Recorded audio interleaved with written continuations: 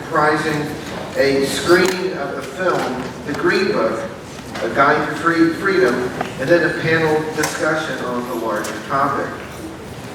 Our film and conversation today complement the exhibition Edward Hopper in the American Hotel, on display at the museum through February 23rd. This exhibition examines architecture, travel, and hotel history as narrated through 65 works by Hopper and 35 other artists. Depicting a largely white world, Hopper's hotel pictures evoke the promise and peril of not just transportation, but what we might call mobility in general. And often, this is achieved by what an artist doesn't show, what Hopper leaves out of the picture plane. Early in the organization of the Hopper Project, my colleagues and I saw the exhibition Derek Adams' Sanctuary at the Museum of Art and Design in New York. This is a sculpture from that exhibition. It's featured in the Hopper show here called Beacon 3. This group of works by Adams was inspired by Victor Green's annuals, his Negro motorist green books, published from 1936 to 1966, whose purpose was, among other things, to ensure safe haven, ease of mobility, and access to related hospitality services, like restaurants, for example, for African American travelers in a country still wending its way through Jim Crow. As you can see in this photograph from that exhibition in New York, Derek Adams, and his installation, in addition to having works like this milk carton motel you see here, if you look at the walls there, you can see that he enlarged the pages from the green books and affixed them to the museum walls. More than mere wallpaper, though, the large text reminds us of the larger-than-life role played by these books. Derek Adams' word, beacon, with the light announcing a beacon of safety, is critical to the Hopper exhibition because one cannot address the history of American hotels or American mobility in general without exploring the green books. And we are honored to showcase Adams' work alongside those by Hopper and others. Our event today offers a deep dive into the green books. We'll start with The Green Book, Guide to Freedom, a film produced by the Smithsonian examining these publications and the larger cultural history. We will then have a conversation between our three distinguished guests, Melody Joy Short, Dr. Michael Hall, and Mr. Everett Eggleston Jr., whose father owned the Eggleston Hotel from 1938 to the 1980s, and which was featured, as we'll hear much more about later, in the Green Books. I will give proper introductions for each of our guests for the conversation after this film, but for now, let's sit back and watch The Green Book, Guide to Freedom.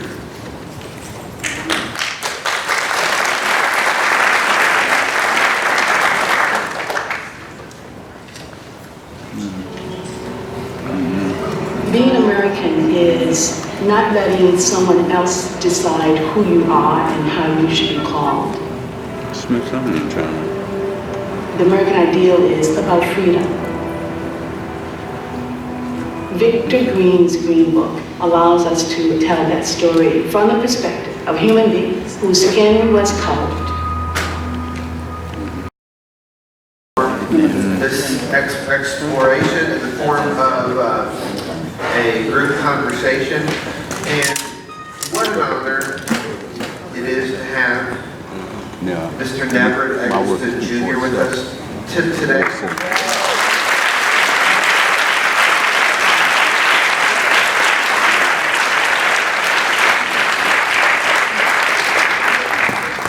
I'm going to tell you a little bit about each of our speakers today. But before I do that, I want to just give huge thanks to them for making for making the MFA decide whether we are having this conversation And I so deeply appreciate their taking the time and energy and bringing their good wisdom to share with us here. So,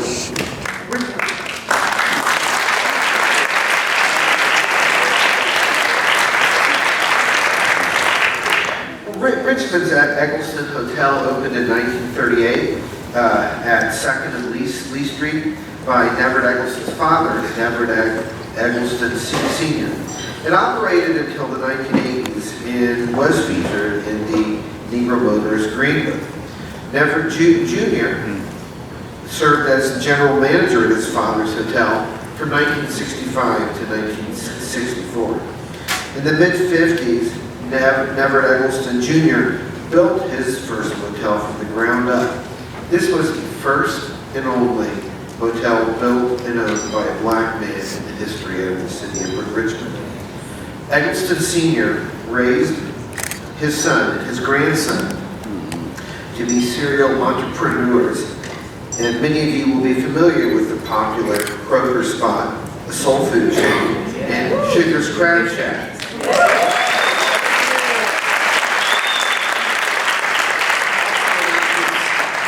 Also an active civic leader, he was one of the founding members of the Metropolitan Business League. Dr. Michael Rayshon Hall is an assistant professor in the Department of English at Virginia Commonwealth University. Dr. Hall's current research agenda examines the social and cultural phenomena of travel and imagination in African American arts, letters, and cultural history. His research and writing on the Green Book have appeared in the academic journals Post-Colonial Studies and the South Carolina Review. Thank you for being such an awesome crosstown colleague, Professor Cole. We are also grateful to have with us today Melanie Joy Short, a graduate of Morgan State University's Earl Grave School of Business and a marketing executive. She focuses on business and brand development for minority-owned businesses. Melanie jump-started her career in the urban marketing department of Sony Music Distribution.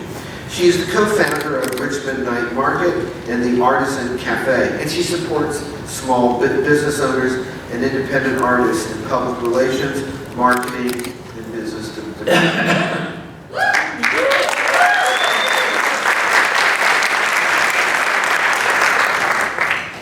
Melanie serves minority and women-owned businesses as a member of the Metropolitan Business League's membership and marketing team, and as the Director of Marketing and Business Development at Aquaba Bed. Am I pronouncing it right? You did a good job. Aquaba Bed and Breakfast Inns, the largest collection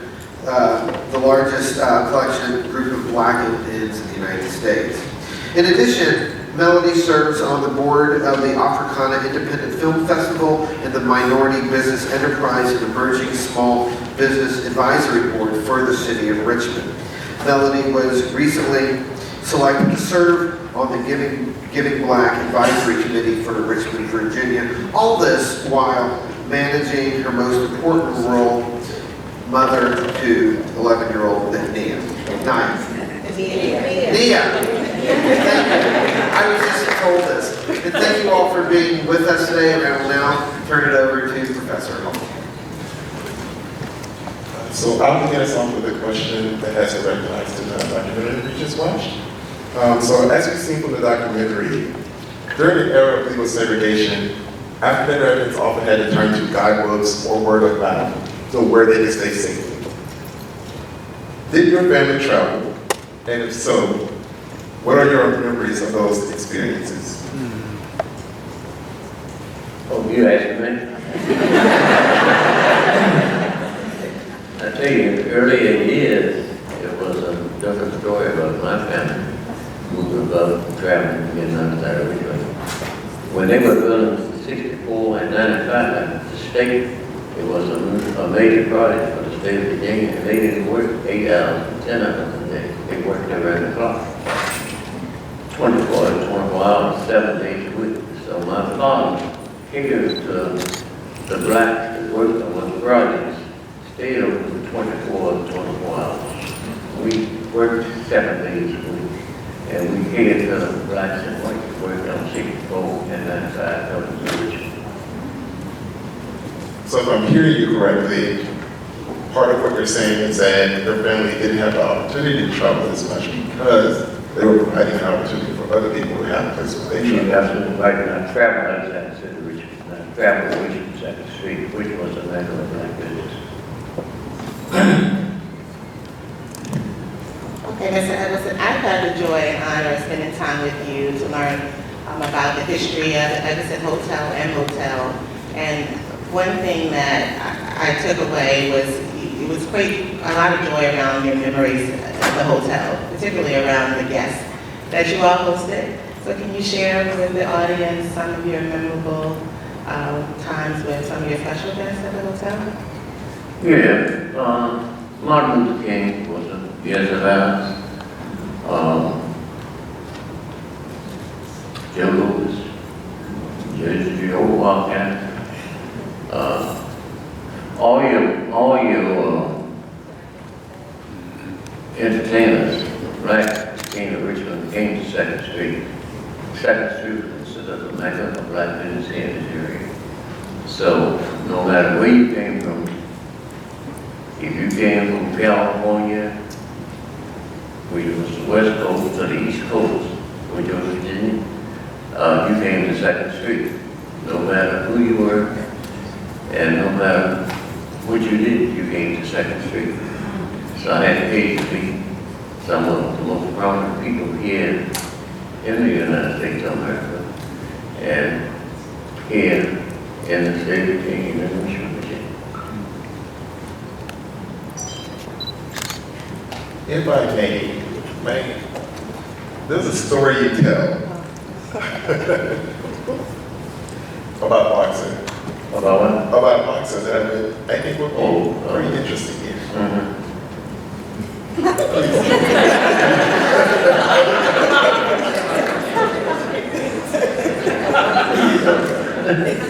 Could you please remind him?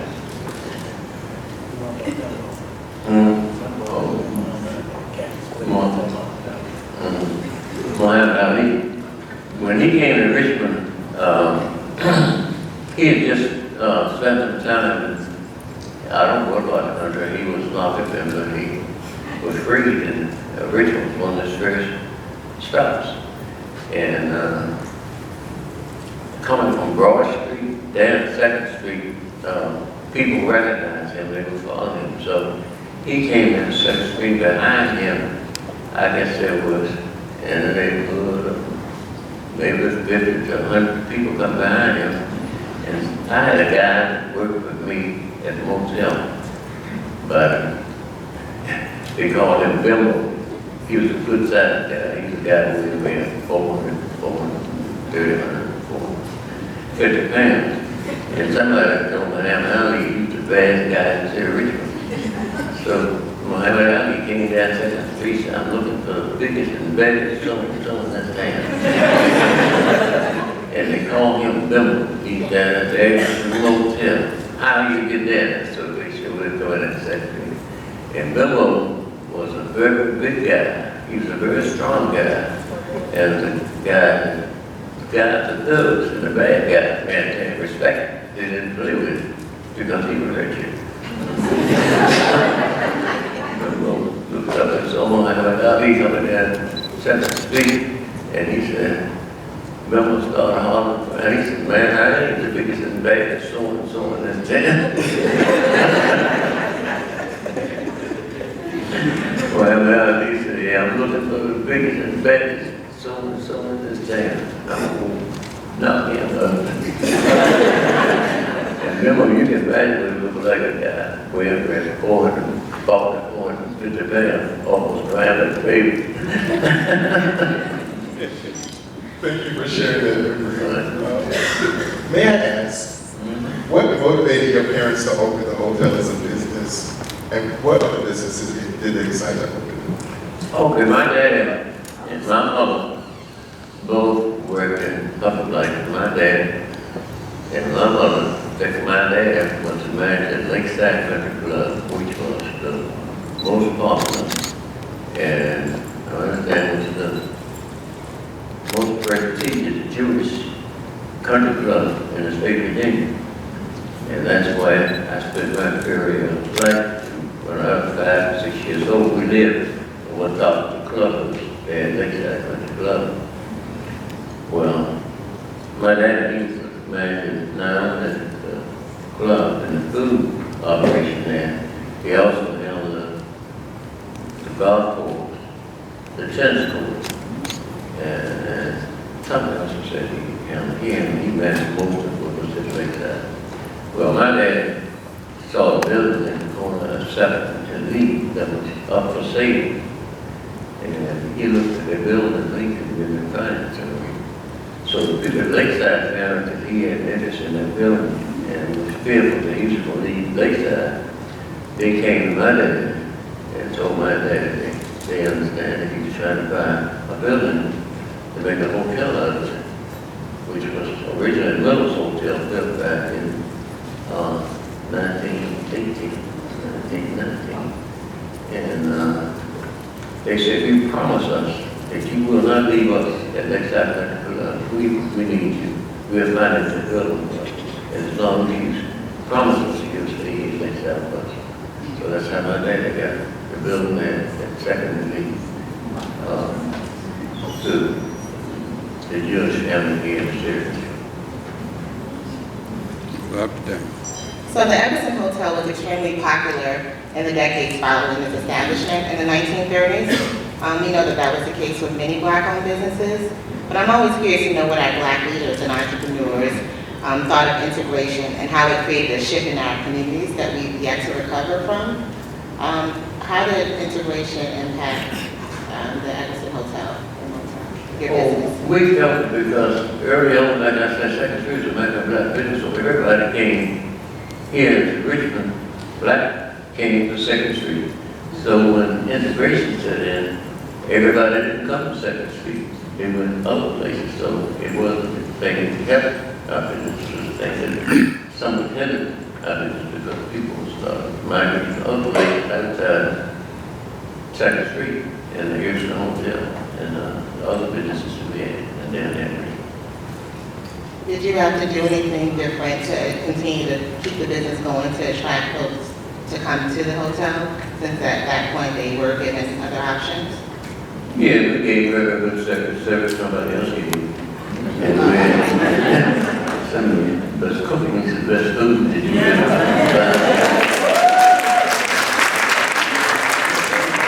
Eastern Seaboard, my son was there to sell anything then, but sugar bags back down, same with everything. But my family's pride in themselves on service and good product, good thing. And we laughed because we talked about soul food, that's what we said, soul food. We came from everybody different rules, so. So we talked about this a little bit earlier, the building of Interstate 95, right, around 1960. Can you talk about how the hotel or other businesses, particularly around Jackson Ward, fared in your opinion, following the creation of Interstate 95? Like, did it affect? That's it.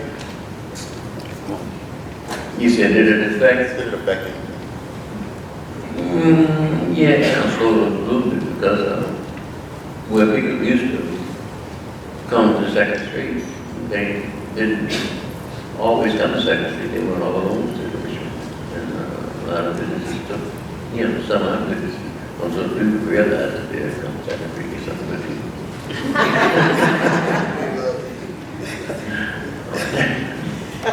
So this next question will be for both Mr. Everson and we call him his son, but affectionately, right, in the community.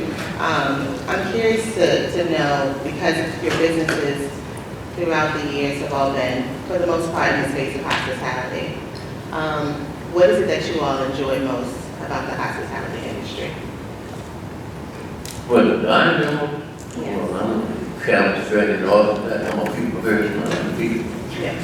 And I like people. I like being amongst people, and I like people being around people. always try to offer the best service to people live, people ask me about the people I like, the people I dislike, I like them all. Don't get what you know. I think for me, it's the smile. I think it's seeing expression on someone's face when you put a plate of food in front of them that looks good, tastes good. I think I get my excitement from that. I think that I've been in the restaurant industry. I've been in the nightclub industry, and I think it's the self-same thing. You know, creating a space that people enjoy. I think we all in this room can attest that they do a good job with that.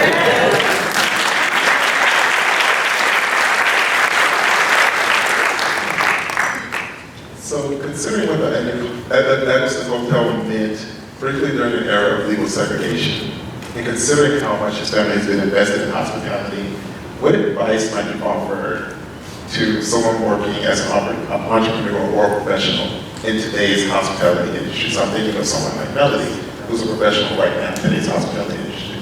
What advice would you offer her? For all of us out there, what it is you got to do and stick to what it is. And she will become successful in whatever it is that she's trying to do.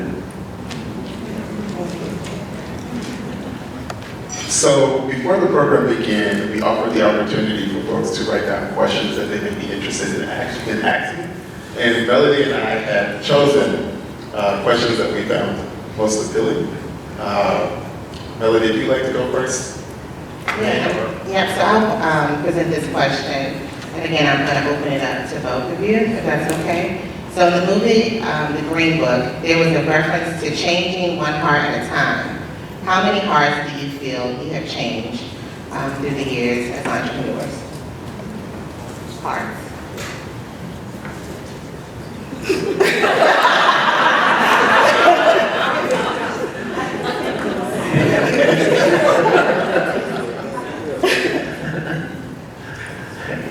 You man, how many hearts have became, you don't love for being independent individuals? Yes. Okay, well, people see us as having successful people, and a lot of people around town would like to be, part of it. So we have quite a few people that take interest in business because of us, and because of the little they know about us. And very few people know too much about us. Back in the mid-50s, I built the first motel built and owned by a black man in history. It's the first built and owned by a black person. Now, I took an interest in that business because of my parents, my dad and hotel. He went in the hotel back in 1936 and stayed in it. He died at 100, I think it was 170 years old. And stayed in business all his life. That's all I was born into, just was born into management, into independent operation, business. And I stuck with it. Because today, these birthdays have been talking to me and talking about me. I'm a little slower than what I used to be. And don't move by as much as I do. But I had a friend to fall back on. I got a son that I can't say he took away out of all, but he's doing a good job. What it is, he's doing in business. That's when people think about it, when people think about this product. And they come from everywhere to Chamberlain, the sugar scratch shop. We get some of that seafood. So the question I have is, was there a moment where you ever felt like giving up? And if so, what did you do to overcome that moment? No, I never thought about giving up. Not after the day, because I like people, and I'm a people person. And every business I ever had is involved around people. So, people is my life, and that's what I love. Which one? I think it has been times that I wanted to get I think that the restaurant industry and the commitment that goes along with it, the hours, the time. And I know at 25, when I started, I would watch my friends go to the club and go out, and I was behind the counter, you know. So I've kept on going because I've enjoyed, like I said before, the smile that the product puts on the face. But there have been times that I say, I'd rather be doing something else. And I kind of just want to point out that there is that consistent through line of folks in the family sacrificing their leisure on behalf of allowing someone else safer and happier leisure. And so I think that it's really important that we consider the cost of that, right? So that someone else can have a prosperous recreation, a prosperous vacation. Will you entertain a little bit more, Melody? So we have these wonderful, wonderful photos of a wealth of archival material that the family still has. It's amazing. Might I ask both of you, what's your favorite? Like, is there a photograph, is there a ephemera, something that you really like that you still have, right? It's a souvenir of that era, and why do you like it? My favorite photograph that I have is a picture. My favorite photograph I have is a picture that's on the Kroger Spot menu of my grandfather and his brothers, 6 brothers.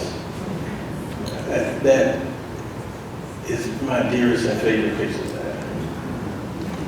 Yeah, there were 5, there were 10, 5 brothers, there was 6 girls.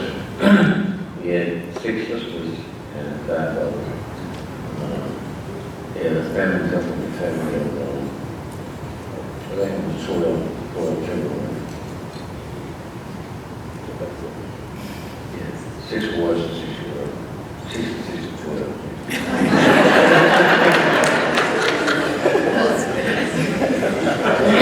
Melody, I don't know if you have a favorite, but I know for me, and I think we talked about this earlier, for me it's that menu.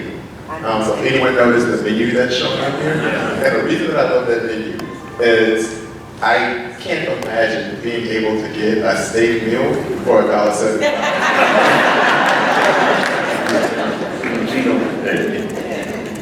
Yeah. Well,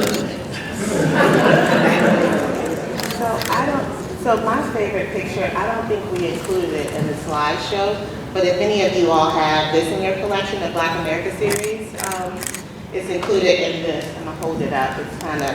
It's a picture of the family. So it's Mr. Eggleston, his father, his mother, his sister, and they're at Never's place. Oh, there's his sister there. So I don't know if you all are familiar. Not really good that I'm holding it up, but it's essentially a picture of Mr. Eggleston with his parents. And is she here? Okay. And his sister. So that's my favorite picture. Oh, Miss Jane is here. Is she here? This is Miss Jane Eggleston. So this is Mr. Eggleston's sister.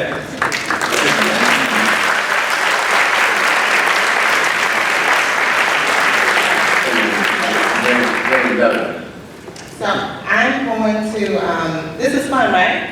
Did you all enjoy the film and enjoy the conversation?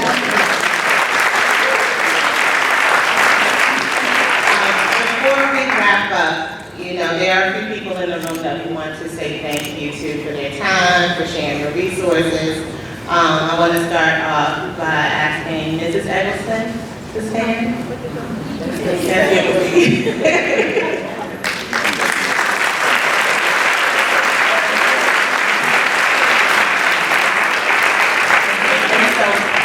Jane Eggleston, she waved already, and we have his son here. But they have a granddaughter that's continuing the tradition of working in the hospitality industry. Is Jeannie here?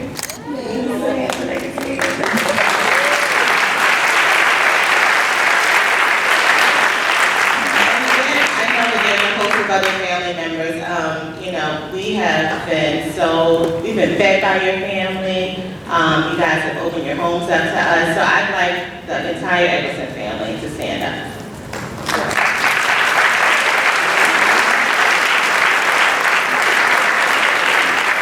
come up front and get a group picture.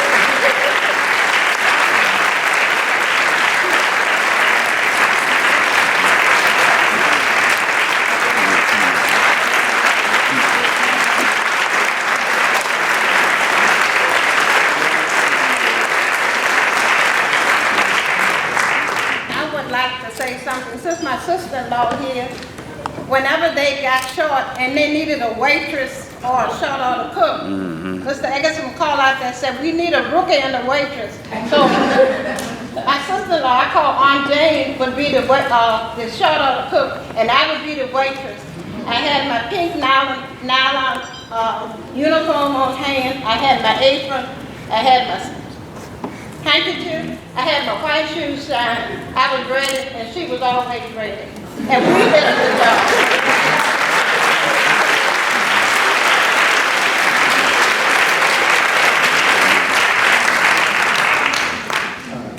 So before we close up, Melody, I believe you had some final words you want to offer to our audience. I do. So this room, the capacity from what I've been told is 400. And not all seats are filled, but almost all seats are filled. So I would say there's at least 300 people in this room. I ask that we continue to first support the Eggerson family in all their business ventures, always, right? And so Neville has been kind enough to extend a discount to all that head over to Sugars today. And you can mention that you were in attendance here at the program, and they're going to give you 10% off your purchase. So we hope that you head over there today. But the other ask that I have of you is to continue honoring this family by being deliberate about supporting Black-owned businesses, right? So I'm going to ask that every single person in this room spend money at a Black-owned business this week. And if you need to find another Black business to support, or you don't know where to start, I have resources for you.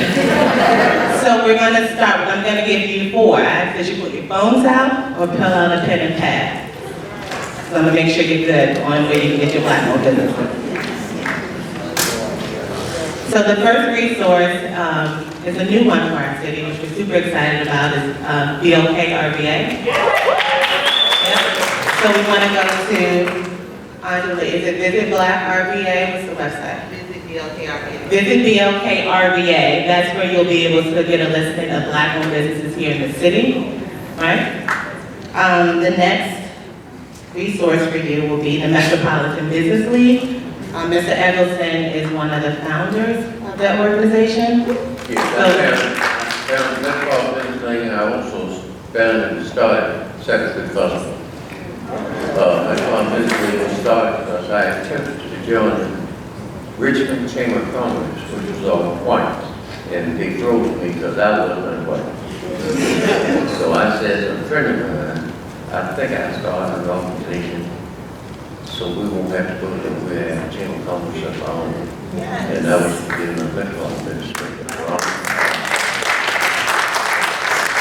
The guy was the president of the State Loan Association, and Emily London, the 3 of us were business partners. And I started, and I told him about it, get him from office, I'm secretary, we started a small business day.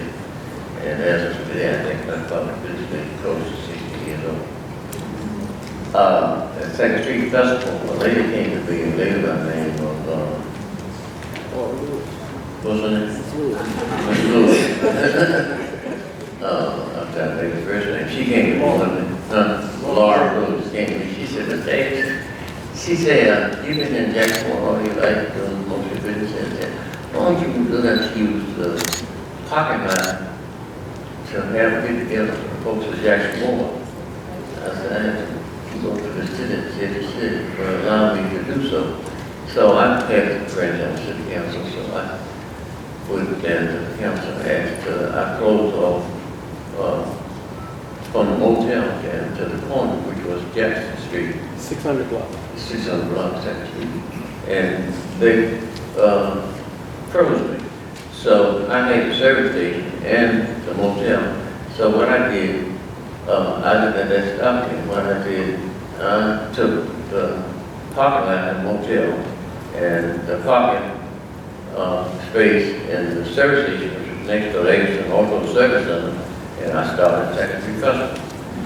And then the next year, I went before City Council, and they let me close off from Jackson Street to Lee Street. And then the next year, they let me close off from Jackson Street up to Clay Street. Then after then, the city came in and told me that they could do a little better job because of the police and other things that the city had reported for me having secondary customers. So the city became one of back as a secondary customer.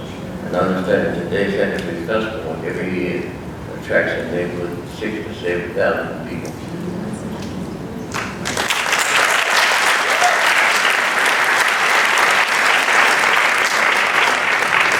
Two more. Do you all have your phones still out or your pads? Very serious about this. And this is a shameless plug, the next one, but we have to do it. So the Richmond Night Market. Okay, so oftentimes we are supporting Black-owned businesses that don't have brick and mortar, so we want to make sure you look for that April 11th, shameless plug. And then the last one is a new one. So we had the pleasure of watching the Smithsonian version of the Green Book, right? And so we have a local business owner that just today, she launched a nationwide resource for Black-owned businesses, and it's called Global Search. So if you have iPhones, I think Markeisha Harris is here. We want to make sure we're using her resources in that nationwide platform, so wherever you're traveling all over the country, if you're in search of a Black-owned business, you can use her app to find where we are.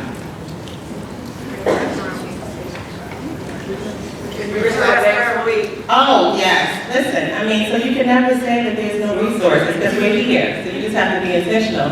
Richmond Black Restaurant Experience is, tell me the date, is March 1st through the 8th. March 1st through the 8th. So you do, I mean, all the best eating that you can do in the city of Richmond.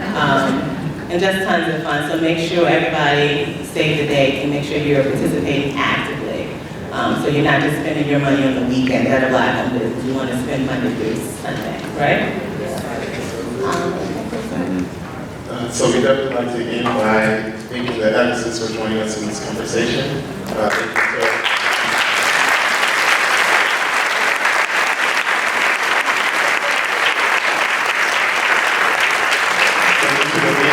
For inviting us to do this. Thank you to my collaborator, Melody, for working with me on this. And also thank you to Izzy, Paula, and Leo at the end for working with us on this. And thank you to all of you. You also a councilwoman? You also a councilwoman? Where? All right. Now, I saw education. You come to participate in the you did more education. Are you coming to